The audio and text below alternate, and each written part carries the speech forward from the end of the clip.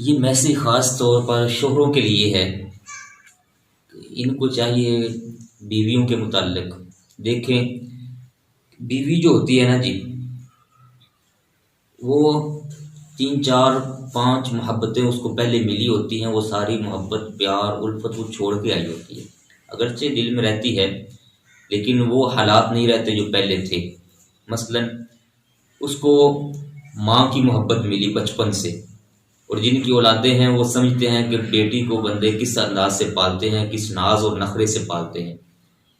ماں کی محبت ملی، باپ کی محبت ملی،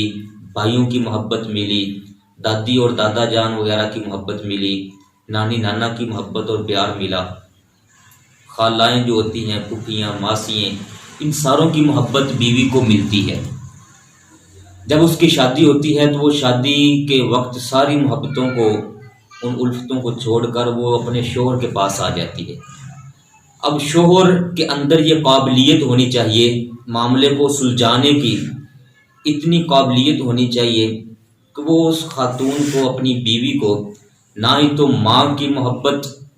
نہ ہی باپ کی، نہ ہی عزیز و اقارب جو اس کے تھے، کسی کی بھی محبت کی کمی محسوس نہ ہونے دے، بلکہ وہ جو کمیاں یہاں آنے والی ہیں دور ہونے کی وجہ سے، وہ ساری کمیوں کو پورا کرے۔ اچھے شوہر جو ہوتے ہیں وہ اس چیز کا دھیان رکھتے ہیں، اور پیارے کریم آقا علیہ الصلوۃ والسلام کا فرمان علی شان ہے، تم ساروں میں سب سے بہترین وہ ہے جو اپنے گھر والوں کے لیے بہتر ہے، اور فرمایا سنو انا خیرکم لاہلی، تم سب سے بہترین حسن سلوک پیش کرنے والا میں ہوں اپنی ازواج کے ساتھ۔ تو ہمارے لیے اس کے اندر بڑا میسج ہے پیارے بھائیوں، بیویوں کو جو لوگ پریشان کرتے ہیں یا ان کے حقوق کے اندر کمی کرتے ہیں وہ نہیں کرنی چاہیے۔ شوہر کو اللہ پاک نے طاقت ہی اتنی عطا فرمائی ہے، مرد ہے نا، الرجال قوامون علی النساء، ان کو مرتبے ملے ہیں، رتبے ملے ہیں، سوچنے کی زیادہ پاور دی گئی ہے، زیادہ اچھے فیصلے کرنے کی قوت دی گئی ہے۔ شوہروں کے لیے ہے خاص طور پر یہ میرا میسج، اپنی بیویوں کو پریشان نہیں کرنا چاہیے، اور اگر کہیں کوئی نیچ اونچ ہو بھی جائے بات چیت کے اندر، انداز کے اندر، تو کمپرومائز کر کے چلانا چاہیے۔ ہمارے بابا جی سرکار اکثر یہ فرمایا کرتے تھے، بابا جی قبلہ منیر احمد یوسفی صاحب رحمہ اللہ تعالی، کہ جب دونوں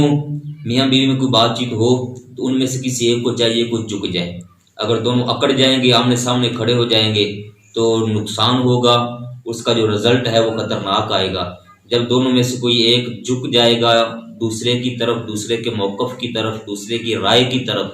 تو اس میں پھر بہتری بھی ہوگی، حسن بھی ہوگا، اور زندگی بھی سنورے گی۔ اخلاقیات کا یہی تقاضا ہے، جب یہ پورے کریں گے تو اللہ تعالیٰ انشاءاللہ بڑی کامیابیاں عطا فرمائے۔